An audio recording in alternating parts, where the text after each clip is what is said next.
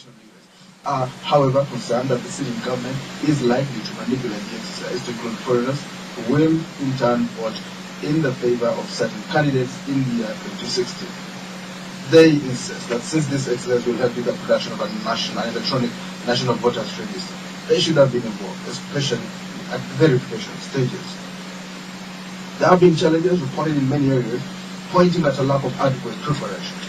These challenges include failure by some field officers to operate equipment, challenges with registration forms, and illegal charges resulting from failure to provide upkeep to field officers. So tonight we look at how this exercise is progressing and what it means for the country to have an electronic national ID.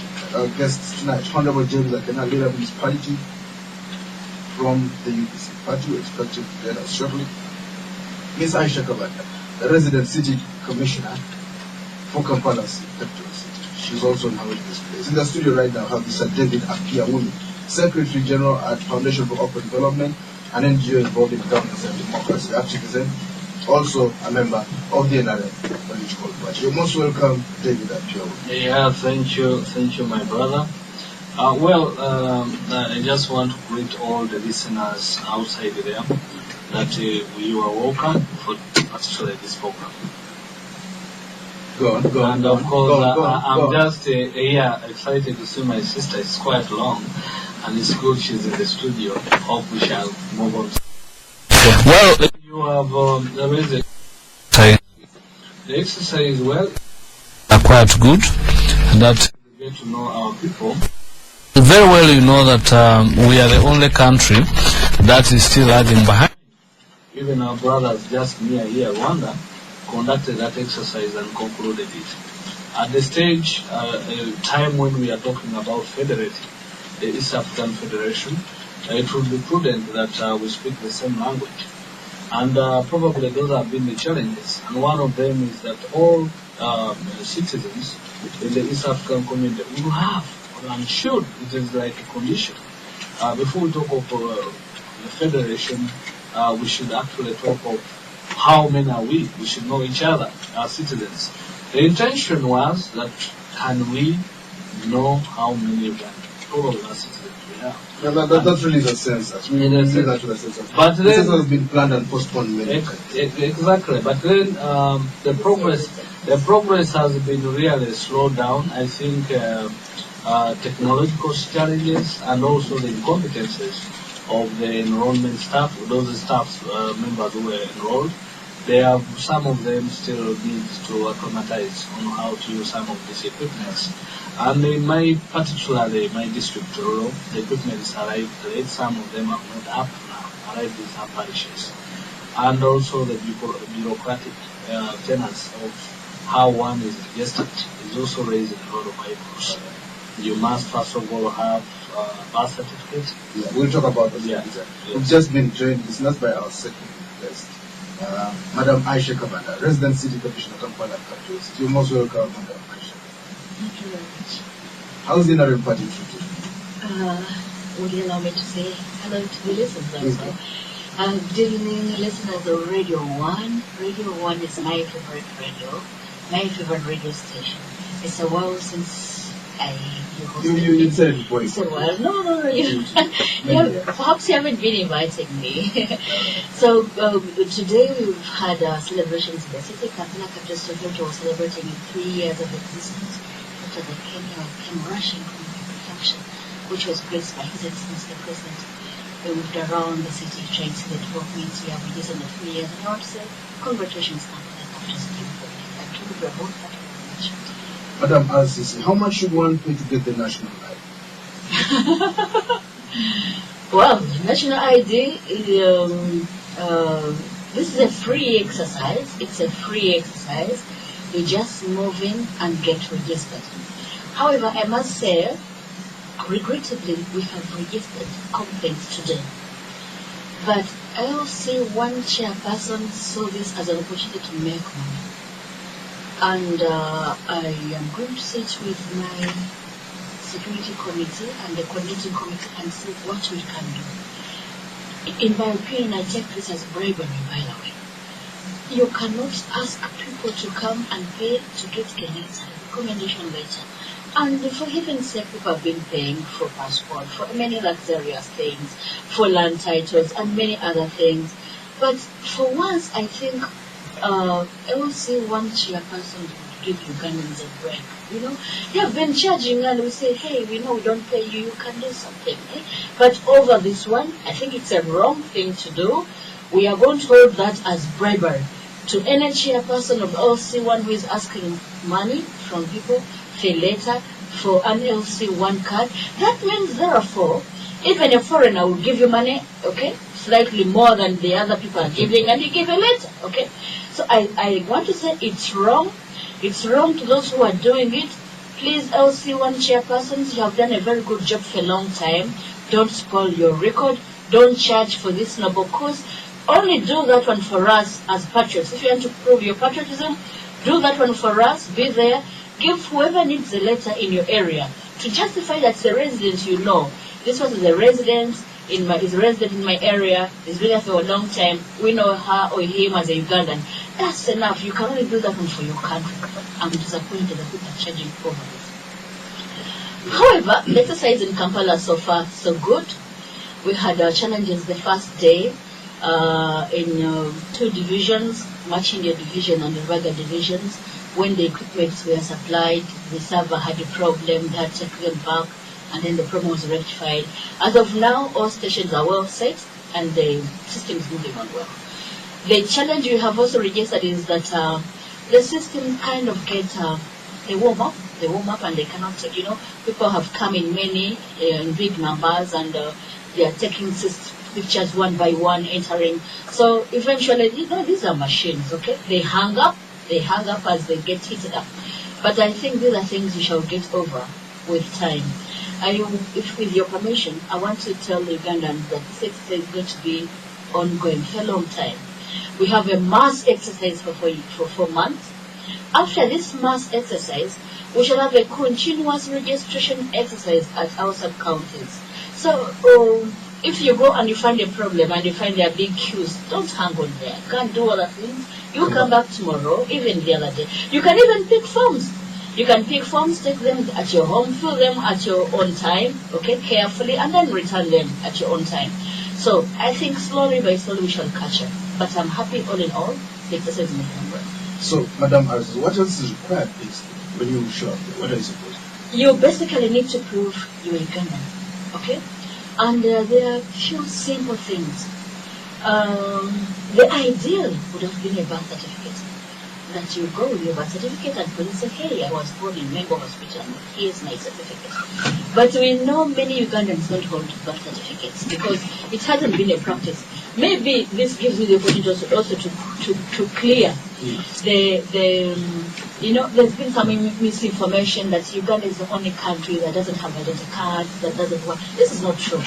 When you go and you Google how many countries have national IDs, by the way, it's basically more of a practice in the upcoming countries. What? Let me call them like that. I'm hesitant of using that terminology. Okay, in developing countries, so more practice there. And the ideal would have been that as a birth is made, the registration at that point is done, and they know somebody has had a child, and that's it. But these births are registered. We have a department, people don't know, we have a department in Uganda that is responsible for registering births and deaths as they're made. But because the society is not so much sensitized about the importance of such documents, we don't pick the birth certificates. We don't even pick the death certificates of people when they die. So it's kind of been a kind of redundant activity that is there. So it's not true that Uganda is the only country that has not been having identity cards. But we have found it as a necessary thing as we go for the East African community. It's a necessary thing that we have IDs, that we can cross by, you can do what. That's it. So the question was, what do you need? You need to prove you are Ugandan. You need a birth certificate if you have it. If you don't have it, there are other things. If you studied here in Uganda and you have your primary living examination, living certificate, it is not very common to think of somebody coming here to come and study primary school here. So if you have a primary living certificate here, that would be good standing. by you. Or the list you can bring at least is an LC1 later, okay? So you need documents to show. You could have a passport if you are holding a passport, simply walk in. You have a driving permit, you can carry all those documents on you that you think will help you. Or we are not doing this to make it very difficult for people. No. Because I have heard that the bureaucratic tendencies, no. This is to safeguard the rights of Ugandans, because we don't want to put loopholes for people to manipulate the system and they get in Senegalese, get Congolese, get so many other people, It's to the interest of Ugandans that we only register Ugandans. And I want to call upon people out there to be vigilant. Don't leave this work to only the LC and the committees we put in. We put their committees of 3 people. A committee of 3 people, basically an elder and then a parish intelligence officer. The purpose of this intelligence officer is to feed in. They are our ears on the ground. They are helping you get to know who is who. They say, hey, watch out that person. The way he speaks is Uganda. He speaks Uganda so well, but So an elder, maybe an LC1. So that committee is there. I have also registered complaints that some of the committee members are reluctant to do their job because the pay is too small. The pay is small. No. 10,000 shillings per day, which is 300,000 shillings a month. That's not bad. It's not bad in other areas, but for people of Kampala, they're saying, hey, look, according to the sons of Kampala, it's still not. So these are issues we are looking at, but I think these are all coming up as big challenges because the level of patriotism of Uganda is so low. Which is why you need to teach them you find few people willing to mob for the sake of their country. Someone is offering to do for something. That's the challenge we have. Well, listeners of Just Dijeba, that Tororo James Akena Municipality comes from the UPC, but you're most welcome from the back. Thank you very much. What you looking at this was exercise? How has it been going? What information have you been going? I think the teething problem. I've received quite a few calls. There's one particular incident where I think the registration officer for all the documents, not standard instructions, so somebody was. Suppose I'm so the people were shocked and they're saying, no, if this is the case. Basically, nobody is going to be registered. So that aspect of sensitization and the preparation was not adequate. Then there was another concern which I received of the ladies have to come with short hair and that sort of thing. That was a big concern.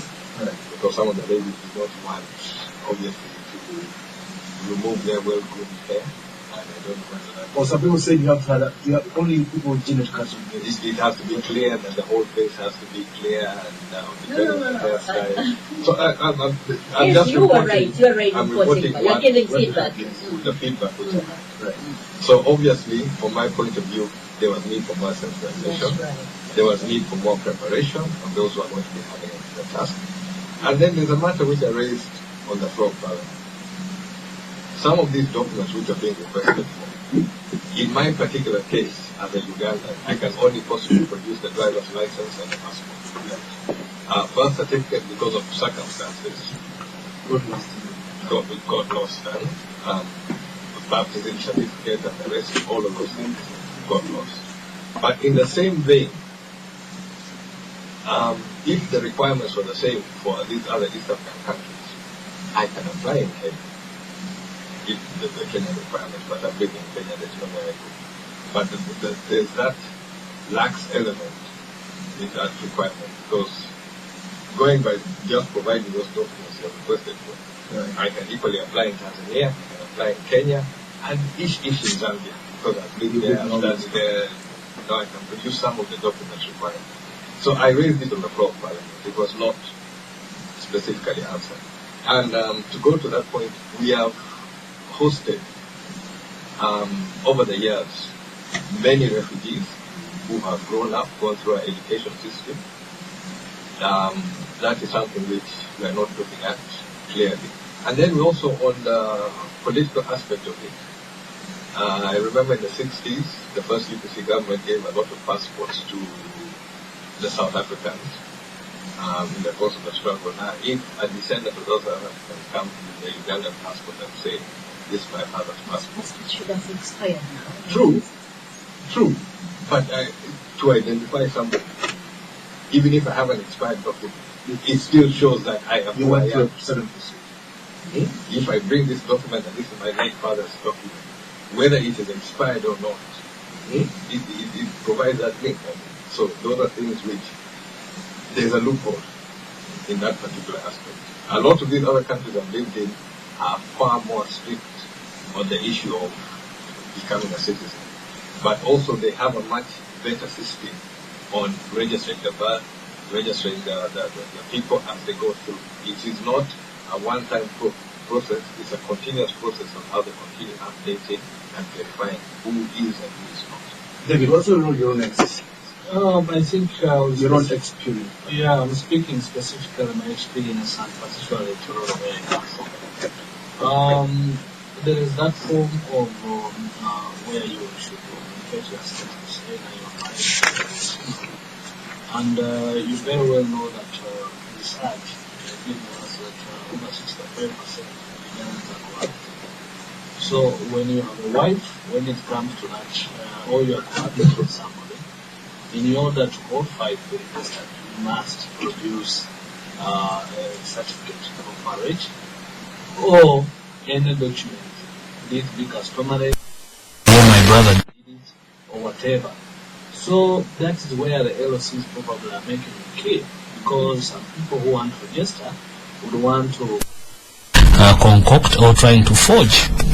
And the only person who can legitimize that document that is true, these people customarily married, is the LOC one chairperson, who will probably affirm. And now if he's going to help you engage into an illegality, he will definitely want to have a cut. And this is really no way you can go to your parents or your wife's parents, convince them to give you a certificate of customary marriage for purposes when you never taken a car. When you have never taken a car, not even a chicken. Not even a chicken. But if you are cohabiting according to the laws of Uganda, you are not married. Yeah, when you are cohabiting, you are not married, but you know, there is no way you can go to register with somebody, or you have lived with, cohabited for more than 10 years, you have children, and you go and deny your wife. You say she's not my wife. And of course, we have seen incidences. We have seen incidences where you come. For us, I think I will agree with the Honorable Akena that preparation, sensitization, popularization of this program is really wanted. I will give you an example of Tororo,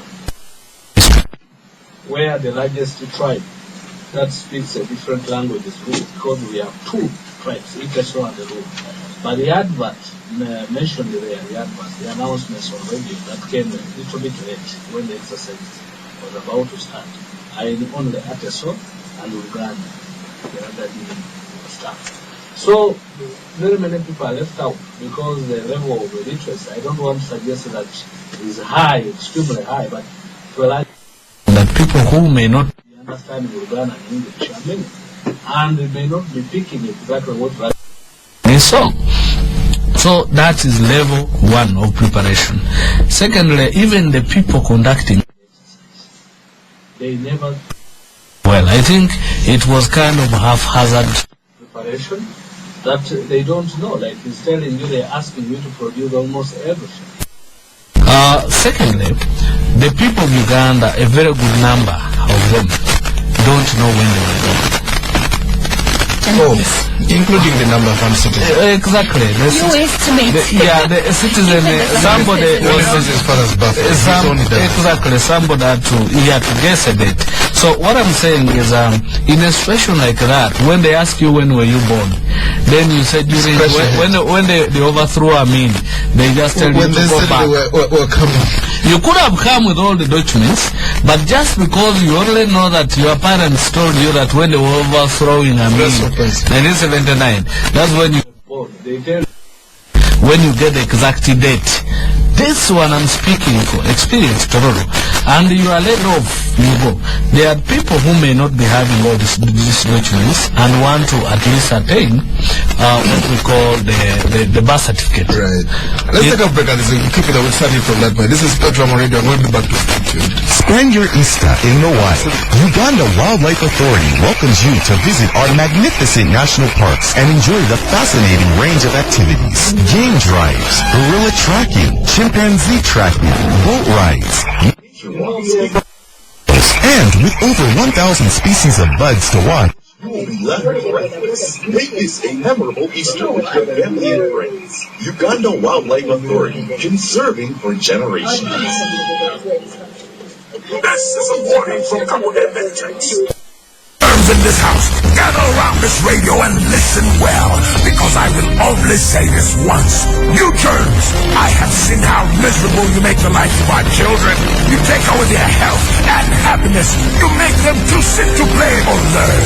You make them get injections. I am Kabanda, and I am that when I come in this family, you will be over.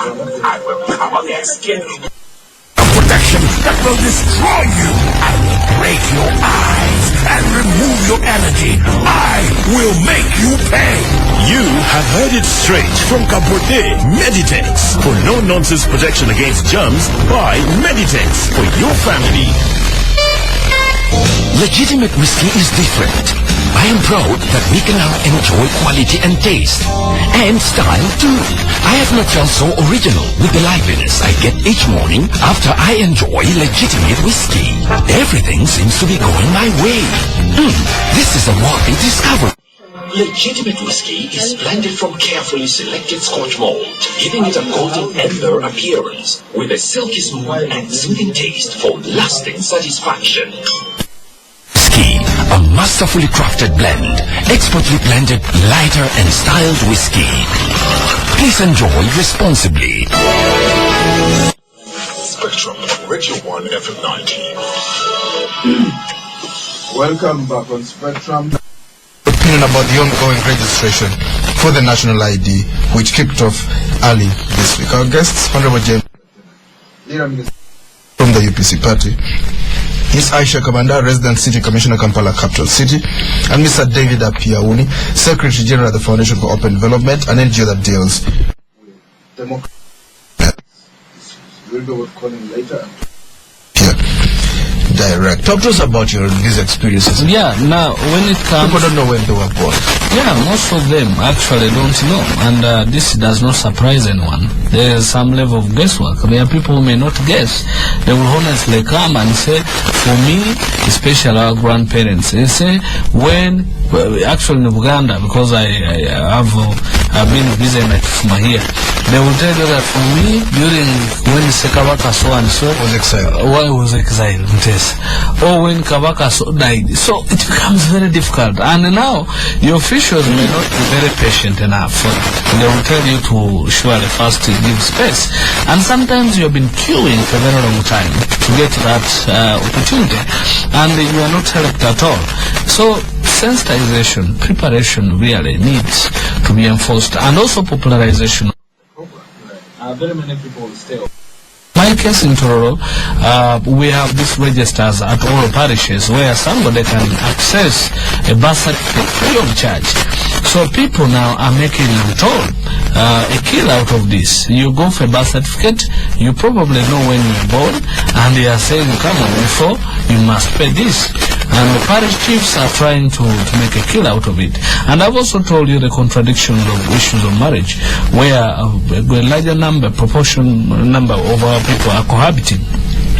Others were asking me questions, suppose I have 2 wives. When you have, they are only asking you to register. They allow up to 7, which is actually, so of course, but the person who was raising this matter is enlightened, educated, so that of preparation, popularization. Because we're saying now, me, I have 3 wives, they are saying I should register with 1, how am I going to do the other 2? So it needs someone to continuously say, apart from just singing and that stuff, somebody should be pushing the message. And the local dialect, let's try to use the local dialect. We have also discovered that the concentration is Kampala radio stations, where I'm sorry to say this, but it's a fact. The concentration of this adverse is the urban radio stations. You find that the rural radio stations would be relaying these messages with some DJ mentions and trying to, they did not give them. And I also investigated, I established that somebody was really having a cut after this, because, explain that. Of course, the money paid for, I think, 2 months or 3 months is about 5 million shillings. One of adverts, and they give you some 2 adverts, one in Uganda, one in another local language, and then there was somebody I will not mention was demanding the 20% kickback. So some radio stations, yes, some radio stations opted out, say now 5 million, you give a kickback of 20%, that's 1 million, what am I working for? Oh, how am I going to explain this to my... So, and by the way, if you would accept, they will make you write a kind of an argument with them. With a lawyer, there is even a lawyer, that when you are paid, you will pay them. So I have come to cite him. This is serious. So that is very dangerous, and very many radio stations shied away. And now that makes the exercise complicated. They are also a fear. When you send a leper to sell meat, if you send a leper, so let me use that example. If you send a leper to sell meat, people would definitely the meat is contaminated. Imagine the electoral commission, which is using the electoral commission with Ministry of Internal Affairs and using the very manage the exercise. There are people who have voters cards registered that they were born under 1896. As if you were praying and so forth, and they see you bringing the same officials who conducted that exercise. This exercise of citizenship IDs, it raises a lot of ideas. People must be told why electoral commission is also involved. So it raises, some people are saying, is it a fresh voter's card? Is it a citizenship ID? It needs someone down there to sensitize, to tell them exactly what is going on. Aisha, talk to us about it's also the opposition have been complaining that you identify involved them. The opposition. Register foreigners so they can vote color here. When Ramadi was involved at his level?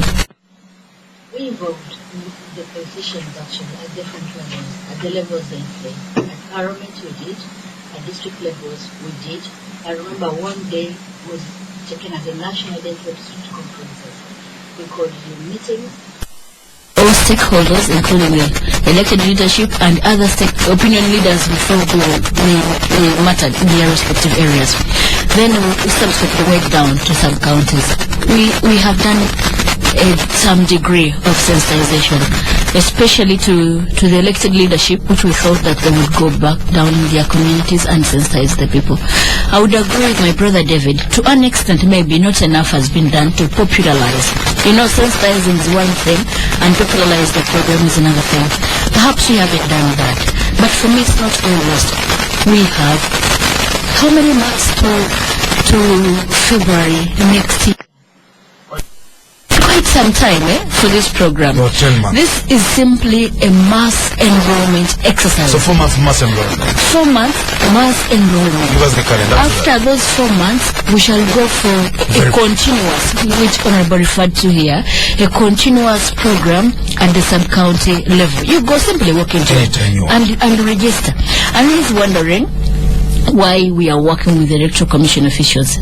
This program is being done out of a collaboration of different ministries and government departments. Of course, there's been a complaint for a long time that this government, each ministry works in isolation. Even when they are going for a common program, they work individually, and sometimes we fail to harness the advantages of the synergy. Okay. Now here we combined ministries that would benefit from the registration exercise. Included in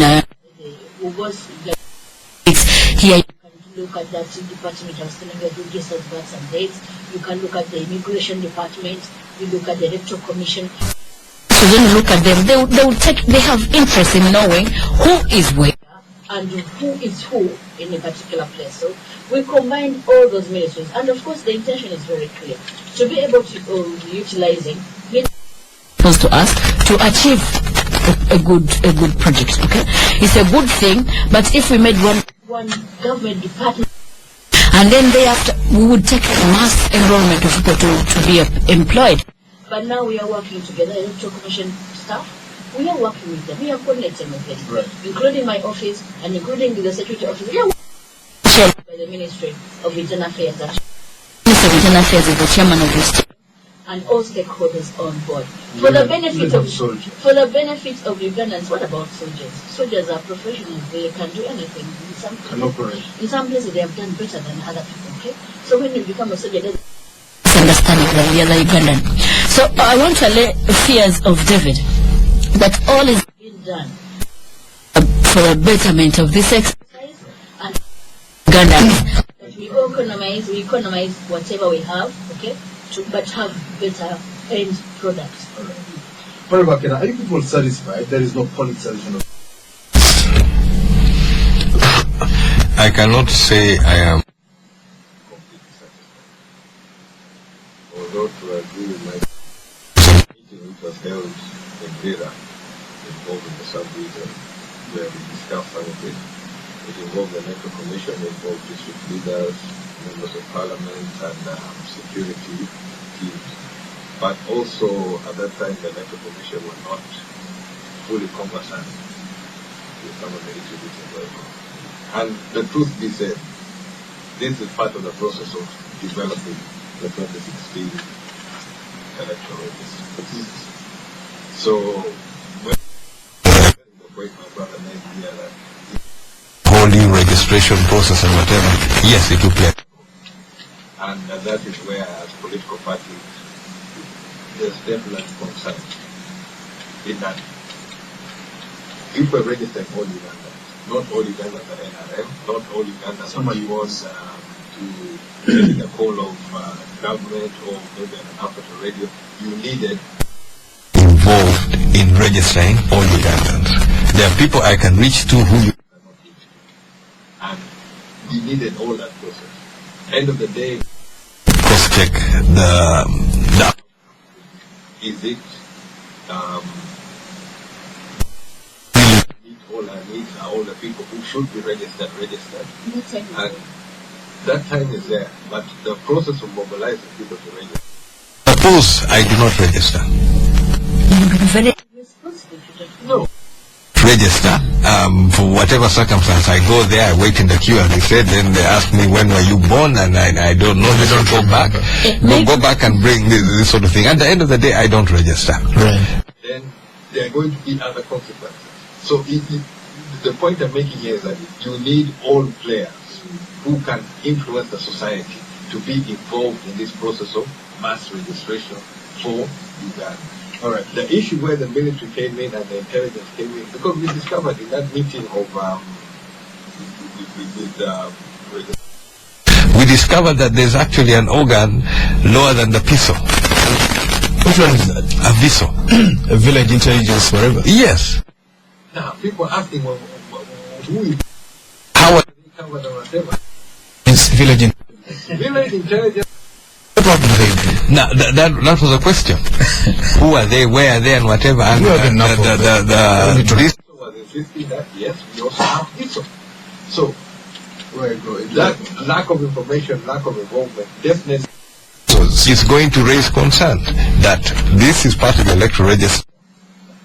What is going to be the outcome? Is it going to be skewed well in advance? And once you atmosphere that the process leading to has problems, definitely people are going to raise alarm. For a national registration exercise, you need involvement of everybody. You just need everybody. Madam Aisha, talk to us about the benefits of the national. Perhaps to try to talk about the benefits of it. Colleague David emphasized the point of people's weakness of giving information. Immediately, okay? But you can carry this one and go with you. You go with it at home. Fill it at your leisure. Use one with your children, fill this form, tell them the stories, and then to relate the story with the history they have studied, to put some dates where the date is. You know, we shouldn't act as if we think there's going to be an end to this, you know. the only end we have to this program, to this registration program, we should be worried about is the 27th of February 2015, which is a constitutional deadline that the Electoral Commission has to have produced the national register for elections. That's a constitutional deadline, and by that time, actually registration will stop. Registration will stop for the voters register. The whole exercise will stop to give the Electoral Commission enough time to prepare, to display registers, to remove the date, to do what. Okay, there will be that time, and at that time, all political parties, even now, by the way, a concerned citizen should go and mobilize. The problem is that when you delegate somebody, you must give this person means of operation. Okay? Those people whom we have delegated already to gun work, they're saying, hey, look, 10,000 is too little. Now parties are saying, you should have deployed us. When you deploy them, you must give them means of working. And we don't have these means. So any responsible citizen now, okay? Any responsible citizen now should go and mobilize the community. We know it is a true fact that this exercise will lead us to a national voters register. It's certain in a way, okay? On the 27th of February, we shall stop the registration and then we shall make cleaning up of the data. After national elections, we shall go for another mass enrollment exercise. Right. This time it will even include children and babies because as of now we are only registering 16 years and above. Okay? The second round will go for everybody. And it will continue being a continuous exercise. And the card is valid for 10 years. Yes, you have your card for a couple of years. Every time you have to renew it. So you ask me the advantages of this card. We'll talk about that. Let's hear from the listeners. This is Spectrum on Radio 1, our number 041 34811 031 2603 031 260 031 261 Spectrum, hello. When you call me, please tell us your name. For us in Bali, the exercise is going on. Only that the challenge we have is that in Bali town itself, we have our brothers who come from villages and work here. So they're going to tell us that the only time we have is when we are here in town. Why don't you allow us to get stuff from Bali Municipality? So that's the challenge I've seen, and I think we should also encourage our people to come and do the registering because it is very good. It is very easy to track these criminals who have been disturbing us. Spectrum, hello? Yes. Good evening, Spectrum. Good evening, sir. Your name? I want to talk to the guest in the studio. We want to compare and embrace the whole exercise of national identity. I think it's important. But I would like to if you have Kabanda's tradition the PRG certificate and the municipality. We need to go through on that as a requirement because we have got a lot of learners who have studied from here since primary one. And also to understand that many of them have been manufactured on reference from national road. So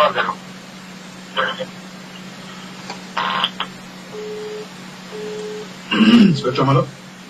Hello? Yes, your name? This is Benon. Please go on, Benon. You're live on air. I just want to salute Madam Aisha Kabanda for brilliantly actually activating the benefits of registration. That's all. Oh. Thank you, Benon. Send out Spectrum, hello? Good evening. Good evening, your name? My name is Mayanja. I'm calling from Kampala. I wanted to point out something that I think these people should have considered. If we had I know for all registrations that you always do, you have what we call a master list. If they had gone for the national census, they would produce a master list. Verify certain information for some of the applicants who are coming up. Because without a master list, we do not know how many people we are targeting. We do not know, and then you can't rely on people. For instance, you are saying when someone doesn't register, you can't rely upon waiting for someone to come and voluntarily doing so. But if you have this information, at least then you know what the numbers that you're working with. All right, Spectrum, hello? Hello? Yes, your name? This is Taro Kapu from Ghana. Yes, sir. But for us, we have a good Spectrum, hello? Hello. Yes, your name? My name is William, and I'd like to try to get more actually Julian, so we're debating and exchanging ideas. I think that's the part of it. Various spectrum can actually talk. I think I was mentioned that one is about the one of the students that I've been with that value is the passport. I'm proud of the passport, but also know that there have been scandals after scandals after scandals in the Ministry of Internal Affairs passport office giving passports to foreigners. So it means actually there is that loophole, and I don't know how they have looked at it. Let's take our final call. Spectrum, hello? Yes, your name? Yes, please speak up. My name is Lira. Yes. Anybody who is proud to be Ugandan has no excuse whatsoever. Even if you're on your deathbed, you should go and get registered. Even if you're doing what? Unless you're not proud to be Ugandan. Let's get back to the studio. Yes, first of all, we echo on what Sister Aisha said, that you could use a certificate as a basis for this registration. I am a bit worried whether you got it in school. So whether you got it from school, because I come from the border district, that is Tororo, there is what we call massive influx of Kenyans, and at one stage, Tanzania is studying in Uganda, given the standard of most of our primary schools in Uganda. And of course, when you go to statistically, you go to Malaba and maybe cause some census. How many Ugandans plus Kenyans who are studying most of these primary schools will establish that Kenyans are even. In the morning they go back in the evening? No, some are in boarding section. Some come in the morning and go back. Vice versa, go to Busia here. Even our peer, it is a UPE school, this is border primary school. There are many Kenyans who are there. They come study and cross back at Busia. So if you are going to use that as a basis for determining who is Ugandan and who is not, then you are going to give this citizenship ID to even wrong people. Secondly, there is a gentleman who called and said, how can we rely on this passport issue? Because we know very well that as the current Minister of Internal Affairs, General Nyakairima, is trying to clean up, a lot has been exposed. You remember at some stage when Rwandese came here and got passports, and it almost caused the friction between the two nations. So if you are going to probably rely on the passports, I personally know very many foreigners who are holding passports here in Uganda. And if you are going to rely on that as a basis of issuing them with national IDs, then the IDs will definitely go to wrong hands. Then we have areas like in Kisoro, where you have Gwanda in Rwanda and another Gwanda in Uganda. How do you address the situation? And these people Gwanda, what is that? Gwanda is a sub-county, right? And then another Gwanda, a village. It's like Busia and Busia. Busia and Busia. So you find that these people speak almost the same local dialect. They have relatives cross-border, and they all come from Gwanda. You remember that issue was raised that people from Gwanda in Kasense, it's actually Kasense district. Gwanda in Rwanda came and voted in Uganda. And they are all from Gwanda. Where are you from? Gwanda, and they speak a similar language. So it would be really good that there are clear benchmarks of proper registration, because the process is intended to read out non-citizens. Not probably whether you study and people know that. Of course, we know there are many Kenyans studying here, secondary, university, blah, blah, blah. We should protect Ugandans from side. And you know we have the tribe here called the Banyarwanda in the constitution. What about it? No, in the constitution, so that can cause confusion. Then on the other side, there's another tribe. you can have people coming from the other side, and you have a legitimate tribe here. Yeah, but And the tribes there, not The tribes there are either a Hutu, a Tutsi. There's no It's tribe. different from ours. there's no tribe in Rwanda called Banyarwanda. It's only in Uganda. And by the way, before Mama, my sister Aisha said that you can go pick the form and probably take it home. I think that's what is lacking. The people of Kampala could probably benefit from that. Our people down there will not allow you to carry a form and go with it. That's why you're taking Honorable Akena briefly. I really support what Mr. Mayanja said. would have started with a census. It gives us an idea. Because if you had a census, you will know what was that substance you're mentioning. You will have an idea of what the population is in that area. When you come to registration, the numbers are higher. That is when you know that possibly you've registered some on the other side, because it gives you an idea of what you're targeting and where the sort of distribution. So those processes would have been very helpful. Truly, yes, we've had problems of passports, and that's why I brought that issue of the ANC.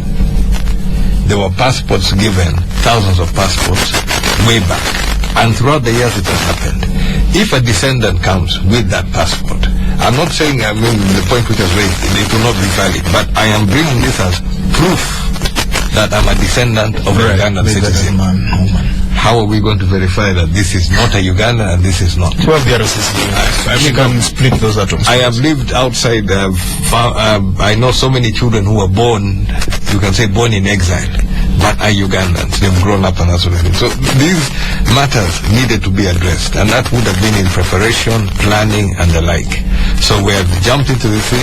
Let us see how we manage this as it goes then. Number one, to the brother who called from Mbale, that they want to register from the municipality because that's where they are most of the daytime. You have a right to register anywhere as long as the leadership of that area knows you and they say they know you as a Ugandan. The only difference is that as you fill in your form, you'll have a right to indicate that when it comes to voting time, I want to vote from this particular village, this particular district, this village, this voting center.